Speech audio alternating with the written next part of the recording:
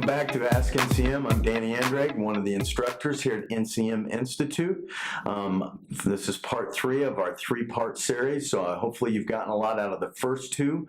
And just kind of a recap, remembering we started out with our CRM, and then we've went into our website and the speed. We've got that cleaned up. It translates well to mobile now.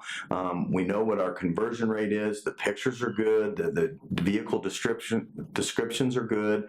Now we know what our conversion rate is for all of our lead provider, and we've got our money allocated properly. We've got the right conversion that we're looking for. So now's the time when we need to look at whether we transition to a BDC.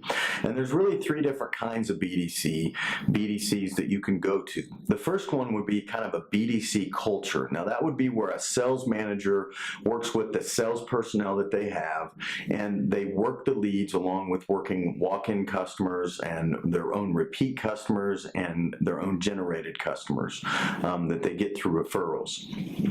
And then the second one, and the thing to watch with that is that we know that benchmark is around 45 to 50 leads a month. So if they have more than 45 total walk-ins and more than 45 e-leads combined with that and phone leads, then they have too many, and that's when you need to start looking at transitioning.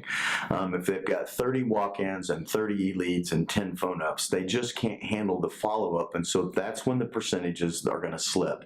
Now remember, the benchmark, the goal is going to be to close 12 to 14% of all of these internet or e-leads that you get, okay?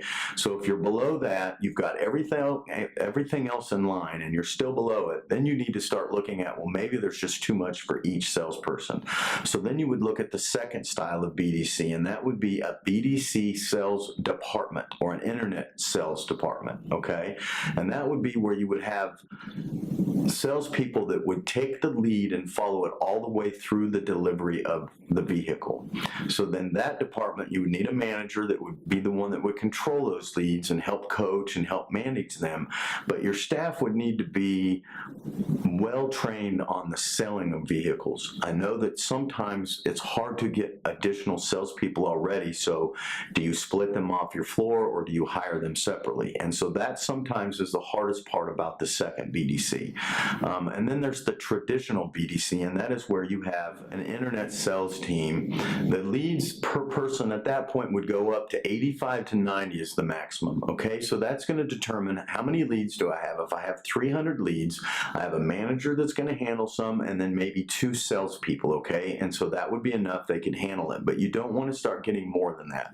And then there's the more traditional BDC, and that is where you have a business development manager, and they handle the majority of the leads. Now, the maximum amount, they say, if they're only handling leads and they're setting up only appointments, so they don't sell the cars, it's handed off from the BDC department over to the sales department, and then they do the actual sell of the vehicle. It's between 150 to 200 leads per person. So if you've got 400 leads coming in, you would need a business development manager and then maybe a BDR, a business development rep. So you'd have someone that was kind of in charge of the department, but then someone else that would handle those leads, and they would distribute them to the salespeople. And those are your 3 basic ways. So hopefully this 3-part video has been helpful for you. We started out with the basics. We went into, okay, now we need to look at where our leads are, and then now we can transition to whether we need a BDC and which kind of a BDC do we want to have. Thank you for watching our 3-part series of when to transition to a BDC. If you have any more questions, email us at askncm@ncmassociates.com. And again, I'm Danny Anderegg, and thank you for watching.